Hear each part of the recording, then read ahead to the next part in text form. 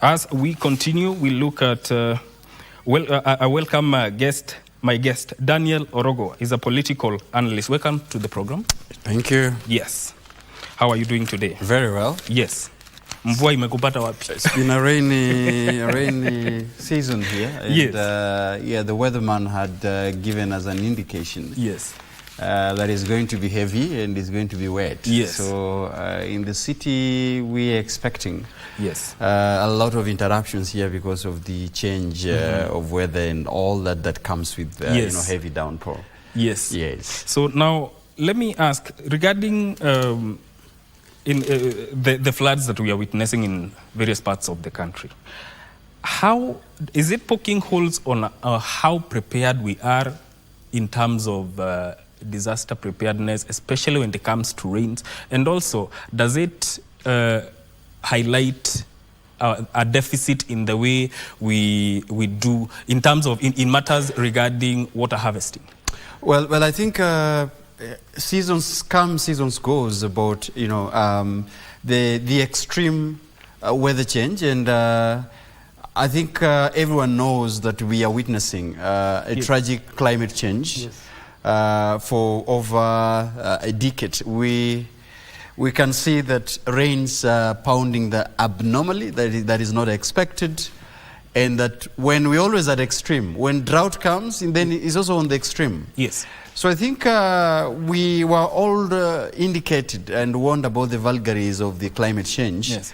Globally, and this is coming on a backdrop of the COP28 that is coming in Dubai, where all leaders are trying to come together to discuss matters of climate justice, climate transition, and all this transition from to green energy. But however, I see a situation where, like you've said and indicated, that over decade we have always been here, that when it's dry, it's dry to the extreme.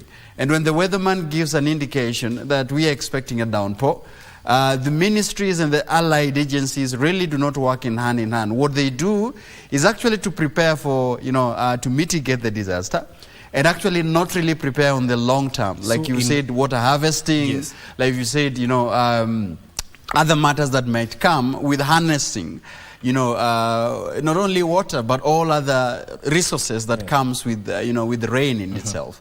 So I think it's a warning. It's not really a warning. It exposes our bad manners of failing to plan always when we are given an indication of circumstances. So in other words, we are reactive. Yes, is a nation that is more reactive as opposed to being proactive, and it's putting us in a very precarious position in this country. Yes. In terms of policy, it also points to, does it mean that we have weak policies when it comes to disaster management, or in this case, water harvesting? Well, I think if there is any country that has enrolled a lot of policies, that other countries really come and borrow all these policies, and goes and implement them, is this country. Yes. I mean, you've all heard the says that you see, when you really want the best practices, visit Kenya and visit their shelves, and get the policies, go and implement them. So we have the best policies ever as a country. I believe that from independence, post-independence, from different regime has spelled out different policies that deals with disaster management, and even does it not only look at in the the national government. I mean, even there is a full discussions on the county preparedness for disasters. Governors gives a report quite often on how prepared are they with disaster management. Rain, drought, different issues, fires, disaster that comes with, different things, the natural causes that causes this particular disaster. But I think it's like I keep saying and until, something that happens to the extreme, then that it triggers action. But when we sit at our comfort zone, we are being warned. I don't see us looking at it as terms of something that is coming. So yes, we have the best policies, but I think, like you said, we are waiting for an issue to strike, and then we react to that kind of, a disaster at that particular time. So There's that time when it was said El Nino is not coming. Is it as a result of what we are experiencing right now? Is it as a result of a scale down in terms of the preparedness that was supposed to be put in place? But I think it's the weatherman, because you could see. I mean, there are people who are very specialized in reading and in weather forecasting. Yes. I mean, when we are watching the interview of a representative of the Kenya Meteorological Department recently, the issue is that he indicated that they started monitoring this change of weather way back in June. And they informed the whole country about the impending, El Nino that was coming. At some level, even us as Kenyans, I think we did not really give them enough support. We did not really agree with them that that was going to be true.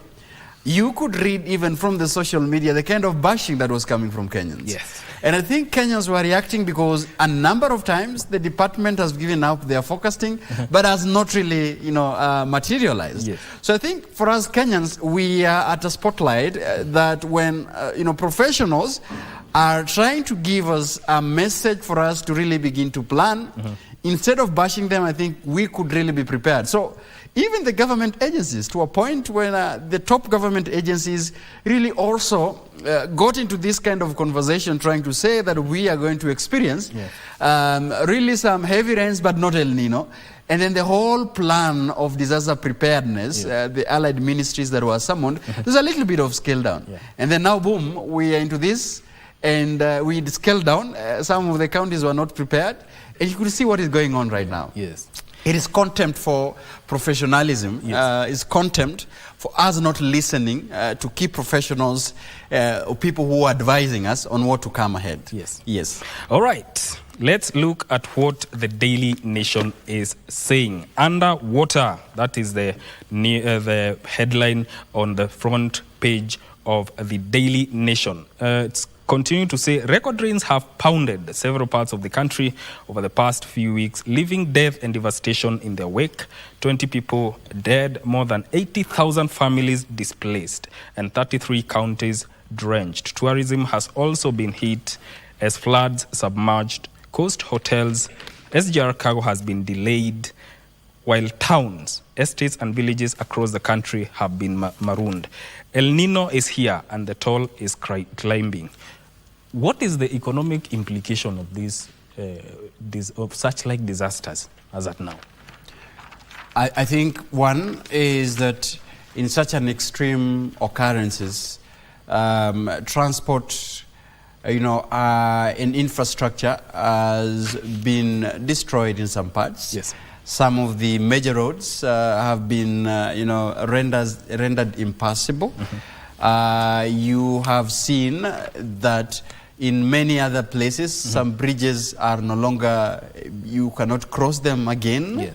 Yeah. In some areas in this country where farming has been practiced, people can no longer, go to their shambas and, carry out their own agriculture.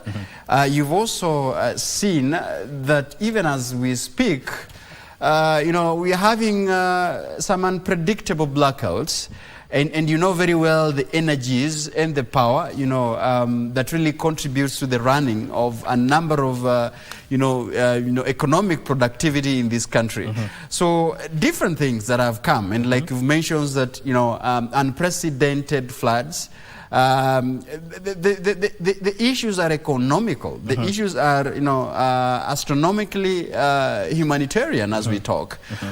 You've seen that the Kenya Red Cross have equally given a warning and have been, given statistics on the number of damages to infrastructure, to humanity, to crop and agricultural production, to livestock, and all over. So I think this is what we are able to witness, that there is huge losses that comes with what we are going back, unpreparedness. Failing to plan is planning to fail. And as a country, I think this should be hard on us, because a repeated mistake is a decision. Yes. So they say. So every time we are repeating the same mistakes, it indicates that we made a decision to be complacent by not really taking into consideration that we should be prepared to handle such emergencies that comes with natural causes and disasters that we are seeing from this weather. Yes. So now, what can we do? Because we are looking at floods, waters everywhere, and in a few months after the rains, we'll experience drought. We'll have animals dying. We'll have probably food crisis. How do we go about this? How do we ensure that we capitalize on whatever is in terms of water harvesting to prepare for the next phase in cases where we have drought? Maybe you heard of an initiative that was called Kenyans for Kenyans. Yeah. We can give a reference to it. That when drought, I think some years when in some parts of this country there was an extreme droughts and there was unprecedented deaths. Yes. And Kenyans came together on a basket fund, to make their contribution and support other Kenyans who were affected. And Kenya Red Cross rolled out a plan not only to deal with that emergency crisis and humanitarian crisis that were there, but also enroll a long-term sustainability plan in that particular region that was hit by disaster and drought at the extreme. And when media went and gave the progress of what was going on years after, we really saw that there was a progress. That even after that, the funds that were contributed, people enrolled in agriculture and did some crop production and irrigation in those areas. So I always provide a reference to that, especially in drought and in floods like this.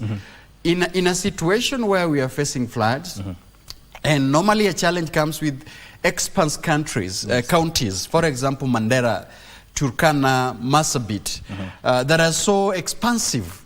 So, and I think both the national government and the county government is prudent enough to come up with, roll out a serious water harvesting, initiative in these areas. Roll out a serious, massive education, because I think that is also what we really do not see. It's good to have a civic education and educate people, and at that county level have the county government begin to educate people, especially on how to deal with crises like this proactively. Not waiting to evacuate people in highlands areas, but equally warn them that in situation where you have been given an indication by different agencies, it is important in earnest to begin evacuation, but also important in earnest to have some, savings around your crop production, so that when it hits, you are prepared about it. But also the national government through the Ministry, of Agriculture, and also Allied Ministry, Kenya Meteorological Department, I think is equally important to roll out education to people. Not only civic education that normally we see during elections and all this, but I think matters that affect the citizenry of the republic, civic education is required. We take a short break. We'll be right back.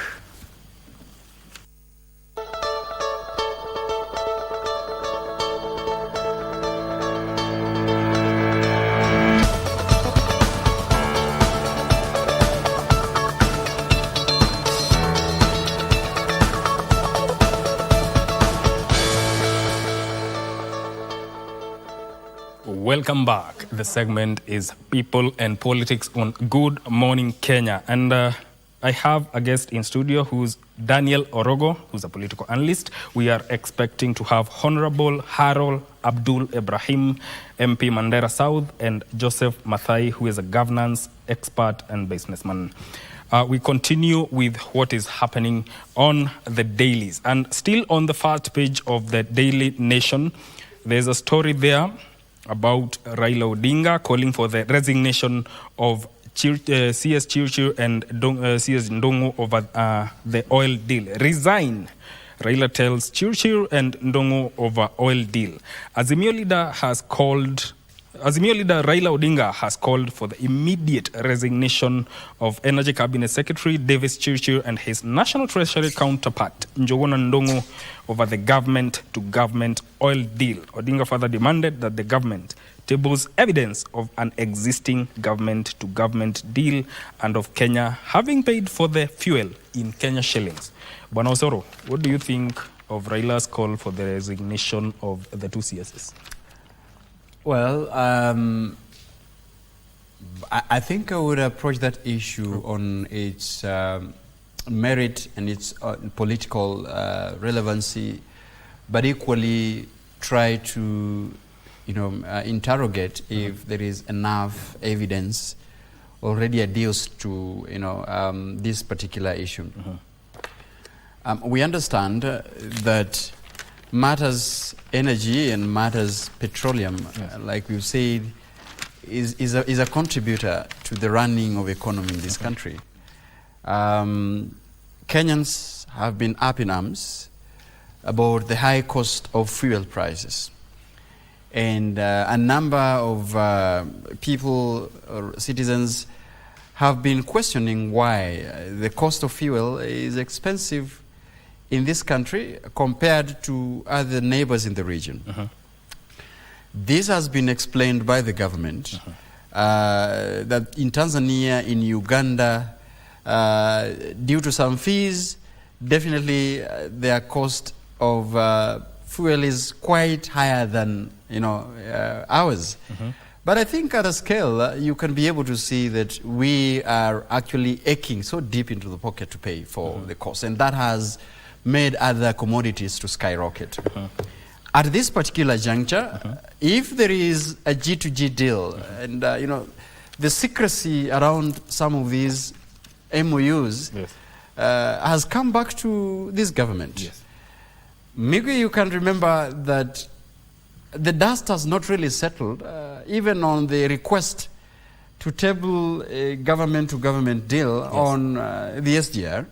There have been people asking to see what was the deal that was there, and that the response that came is that such particular documents are very secretful. Now, on this particular one, the head of state has been very equivocal that these particular documents are deposited in Parliament and are available to whoever would want to see them. Now, that begs the question that Kenyans and led by the opposition leader should really look into that kind of documents that are already deposited with the Parliament to really confirm that the allegations of misappropriation, as alluded to by the Right Honorable Raila Odinga, are equally true. And that secondly, I think calling for resignation would be, what would I say, it's quite earlier for now. I think the Honorable Raila Odinga, as a concerned citizen and as a leader in this country, is right to ask for interrogation and to ask for investigation, speedy investigation to this deal, that this would be expedited.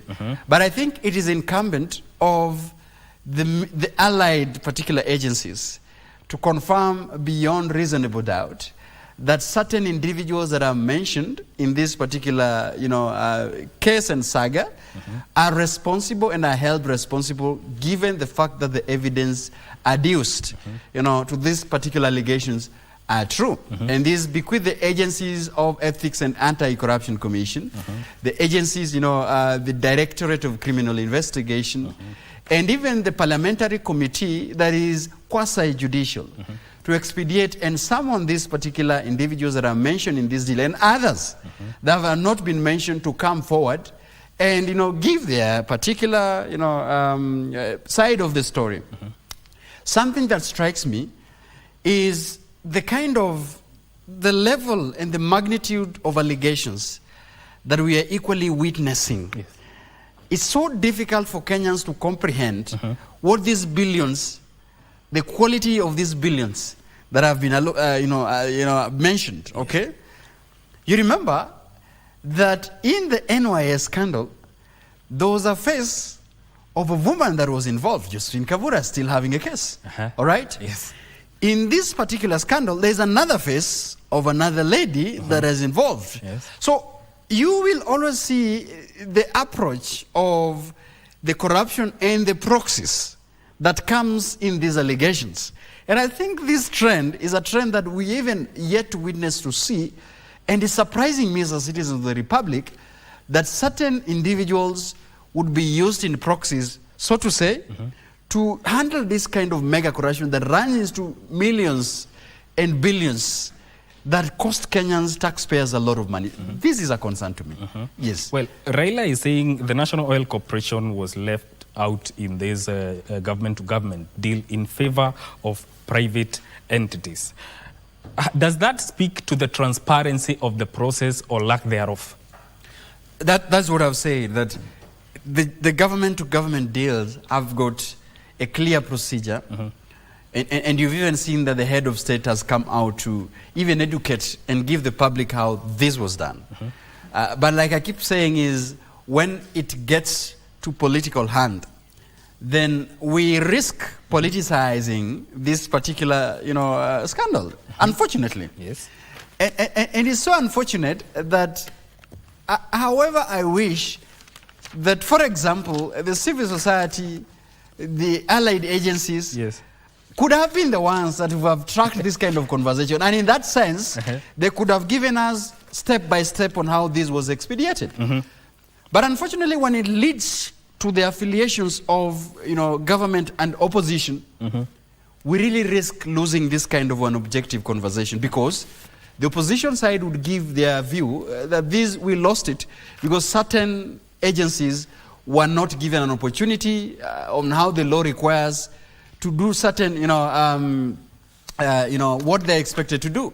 On the other hand, the government would come out and say, these guys are accusing us on this other end because of political. So what I'm saying is that, could we now take this out of politicians?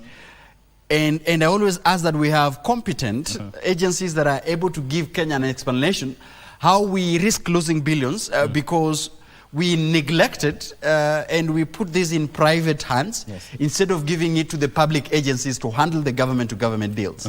Yes. Now, when we talk about government-to-government deals, and right now we are dealing with fuel, and Kenyans are crying that the prices are high. How then does government-to-government deals, in your own perspective, impact global prices of oil? Because global prices of oil, and we operate in rather capitalistic societies where, and Kenya is one of them. We are not a communist society. We are a bit capitalistic, and in that sense is that we open a free market of free willing buyer, willing seller, and therefore the free market economy competes in a sense that you can do your bidding, and the one that comes up with a good bidder, wins the tender. Yes. And in that sense, it is guaranteed that economy competes that way. But now, like I keep on saying, is that, you see, this is a government issue. This is a public and a taxpayers initiative led by the government. Yes. Where, for example, like you've alluded to, in one way or the other, Kenyans will pay. And the payment, there's a discussion whether we are paying it in dollars or in Kenya shillings. So either way, we are going to pay what is concerned. So the issue is that we would not want to pay what will lead and will led into the hands of private individuals as opposed to public, individuals. So I think this is where we have lost the whole of this conversation. If we imported oil and these government-to-government deals, then there is an allegation that in between the negotiations and the cartels that Kenyans are accustomed to might have found their way to channel this particular petroleum so that it could be distributed by the private agencies instead of the public agencies or the government agencies. Yes. So I think this is the whole allegations. When we hand it now to private individuals, there's a risk of hiking the prices.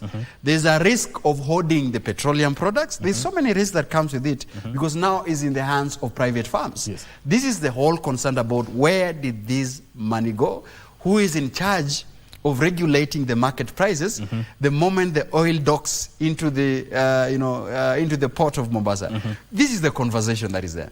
Now, what is the role of, where does auditing come in this whole saga of 17 billion shillings oil?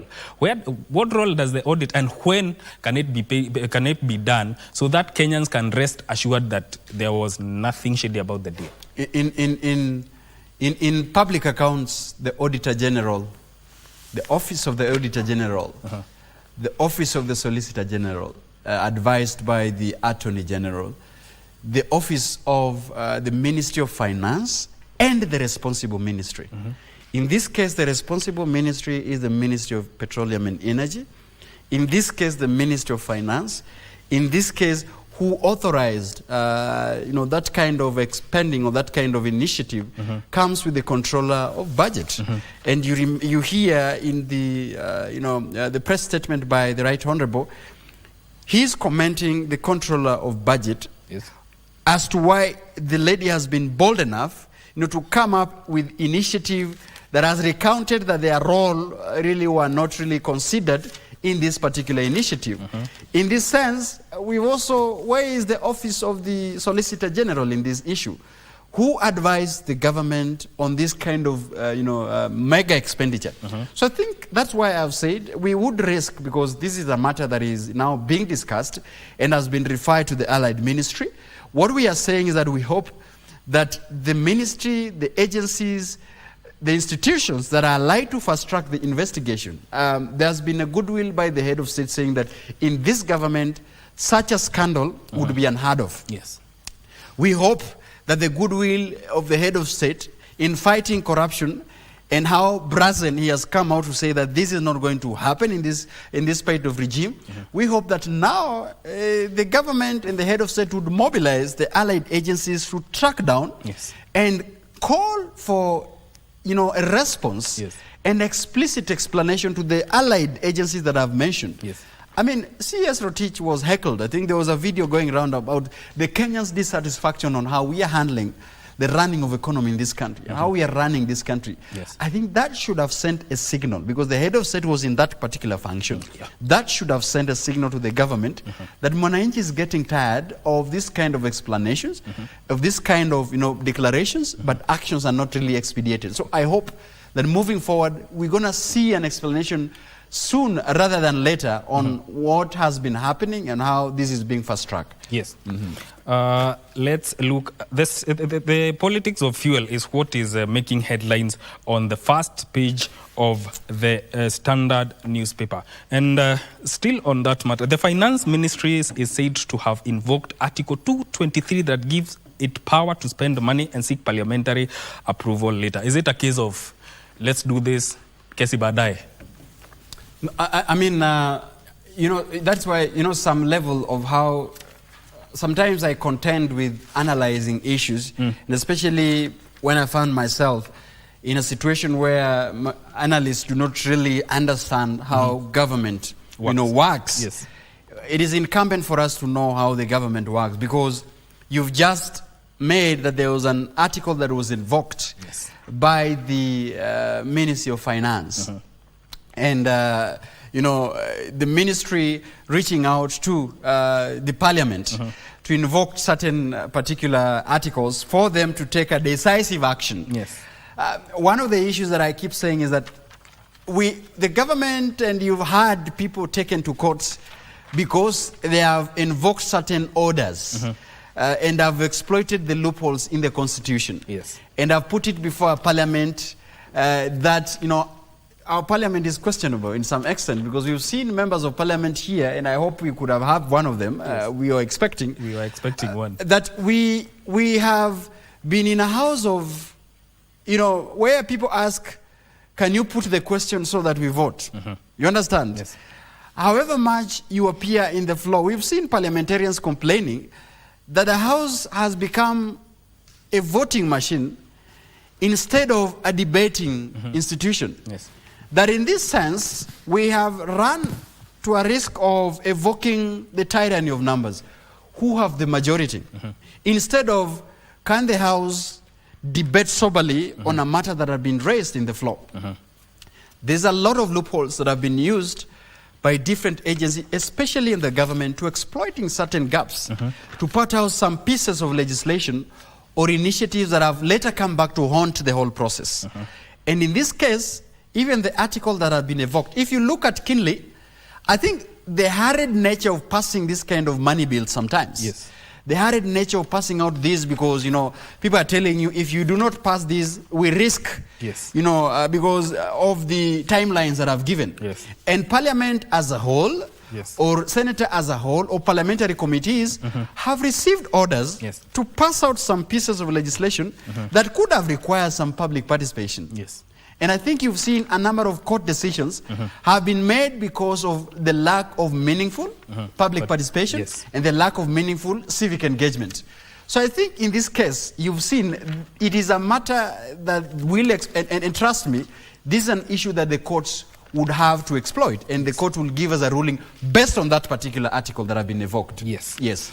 The politics of fuel. This is a story that is continued on page 6 of the Standard newspaper. And on page 4 of the same newspaper, how Treasury Ministry abused Supreme Law provision to tap billions for deals. Treasury allegedly invoked Article 223 to increase allocations for the Petroleum Ministry, giving it access to funds that may have been used to finance the 17 billion diesel cargo. Raila wants 2 CSs to resign and be prosecuted for spending monies way above what Parliament approved. All right, let's look at what is happening on the front page of the People Daily. It's still the same case or the same story of the fuel saga. Raila wants CSs to quit. And we'll see how that story pans out. Reprieve for 67 officers as court holds suspension. Judiciary has issued orders stopping Felix Koskei from suspending 12 of them, from suspending them for 12 months over links to graft. Raila wants 2 ministers to quit over fuel scam. This story has, we have just highlighted it, and it's making headlines, and it's a continuation of the story regarding the oil scandal, or the saga that surrounds the 17 billion oil, and Raila is calling for the resignation and prosecution of the 2 CSs, that is Davis Chiuchiu and Njuguna Ndungu. Families in flood-prone areas in prone counties given urgent aid. The national and county governments have teamed up with Red Cross and other institutions to provide help. That story is told on page 6 of the Star newspaper. Kenya Coast Guard set for bigger role in changes. You can read that story on the on page 7 of the People Daily. There's a story I wanted to tackle a little bit, and concerns the politics of Meru County. Collection of signatures to dissolve Meru. This story is told on page 10 of the Daily Nation. A group of Meru residents, in collaboration with members of the civil society, have launched a collection of signatures seeking the dissolution of the county government. My question to you is, to what extent do these impeachment cases, to what extent, to what level do we entertain the impeachment cases, to the extent that counties have to be dissolved for things to run normally? I mean, the dissolution of county government is stipulated in the Constitution, how a whole county can be, dissolved or suspended.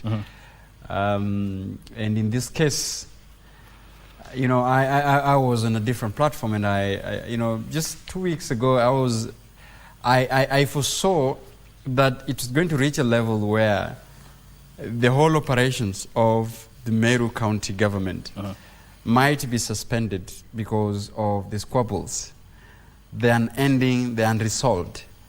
And it doesn't look that there's going to find a solution anytime soon. The Meru issue has been in the Senate twice. Yes. The first time could be last year in December. And then this year again. And then it is headed to the third time, where it seems that now the citizens are now resolving to take matters in their hands. Yes. As enshrined with the Constitution, that the power belongs to the people, you know, in the exercise of their Constitution. So the supremacy battle between the county executive and the county assembly seems not to end. There have been different measures that have been deployed to try to calm down those particular, issues. Yes. The Meru County government, the national government through the office of the deputy president has called for dialogue twice. The Meru elders have called for a dialogue, and the Senate has equally asked them to sit and resolve. It seems not resolvable. So the people, the good people of Meru, have evoked their constitutional mandate to try to dissolve the whole county. Let me say that is their constitutional mandate.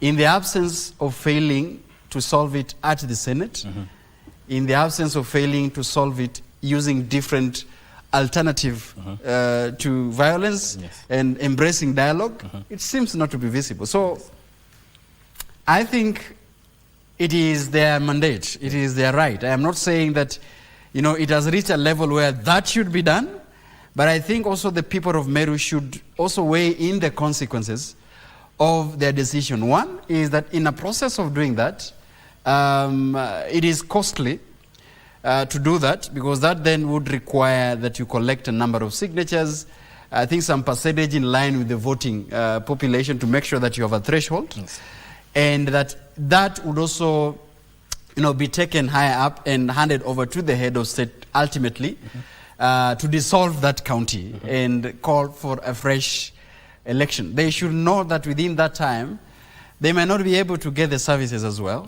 because of the initiative of the actions that they have evoked. This was once tried by the government of Kivuta Kibwana. You can remember that particular case. And I think it took the head of state, His Excellency Uhuru Kenyatta, to bring order to that county by revoking that particular initiative that the county government of, I think, was not going to get dissolved, that people would go back to dialogue and see. So I am equally upbeat about what would happen in Meru. But I seated here, I would advise the people of Meru to still evoke matters of dialogue and alternative conflict resolution mechanism. And try to talk to the executive and to the county assembly to sit together and resolve, because in the absence of this, this is costing them. This back and forth is costing them, and it generally is painting the whole county government of Meru and the people of Meru on a bad light on the nation. You heard the politics of what the stick was all about, and people wondering what is this issue about using a stick on this particular manner, and the whole issue about women leadership. I mean, it's not good for the image of the Meru County as well nationally and internationally. So I think I would advise that it's incumbent on this government to, even the national government, to try, even if they do not want to get directly concerned or directly involved, to try to have mechanisms to resolve this issue of Meru County alternatively. But if it fails, I think we will then let the people of Meru take matters in their hands, because it is their constitutional right. Nobody can compel them otherwise. It is them. They know where the shoe,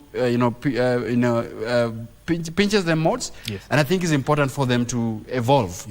If push comes to shove. Daniel Orogo, a political analyst, speaking to us on People and Politics on Good Morning Kenya. People and Politics raps. It's a rap for People and Politics. Let me also, because now you say it's a rap, I think my parting shot is, one, we can see where politicians are taking us as a people. Yes.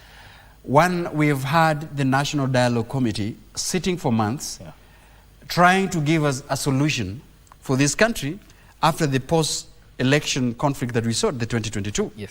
Migwi, relax, because we started a bit late, so I would give my submission.